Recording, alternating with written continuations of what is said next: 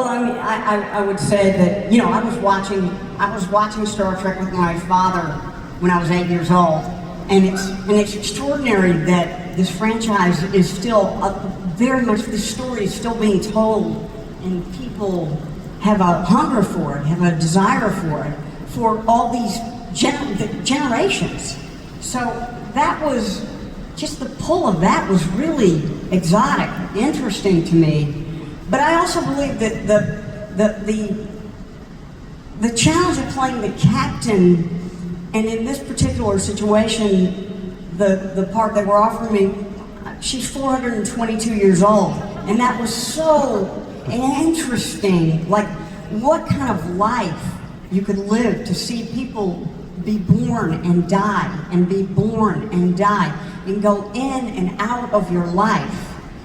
And what that could do to who you are and what you bring.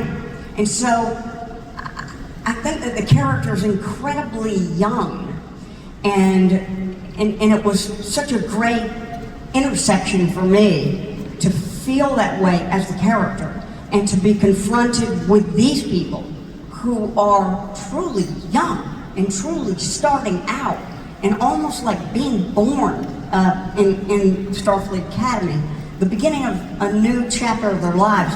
And it's kind of a new chapter of my life too, as the captain. So I just thought that was so provocative, and I thought the scripts were just beautiful. So yeah. It's a treat to have you as part of this. Amazing. Okay, so I want to go down the line. Sandra, talk to me a little bit about Caleb. We get a sense a little bit from that trailer that Caleb's a little bit reluctant to join the Academy. What do we need to know about Caleb? Give us a little sense of where he's at here.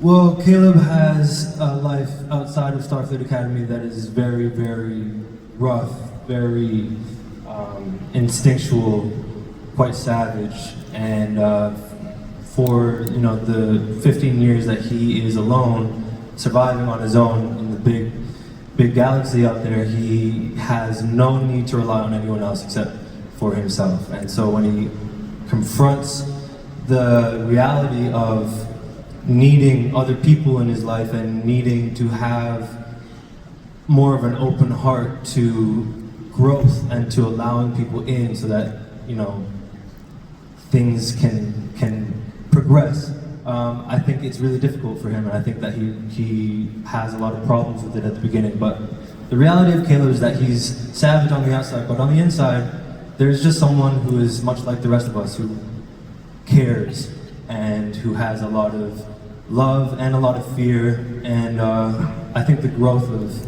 that is what was intriguing for me. And what you should know about Caleb is that he's a human being. And then we have Carice as Sam. Hi Carice, how's it going? Talk to me a little bit about Carice being the first of her kind to join Starfleet Academy, and how that POV informs the show a little bit. Oh, you're still, oh my God. Carice was the one that was screaming the most during the footage, by the way. You'll get used to it, I cried out, you'll get used to it.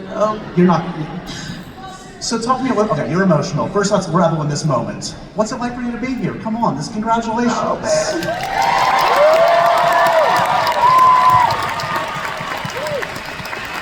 We're not flying by this big moment, come on. I don't mean to keep crying, I'm so sorry. What it means to be here is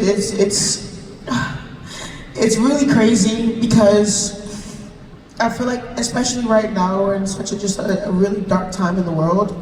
And to see, I know Star Trek has always been like a beacon of hope, but to see the younger generation also be bought into that, I feel like we're also like the darkest generation ever. And it's kind of fun to be dark sometimes in a little bit of a sadistic way.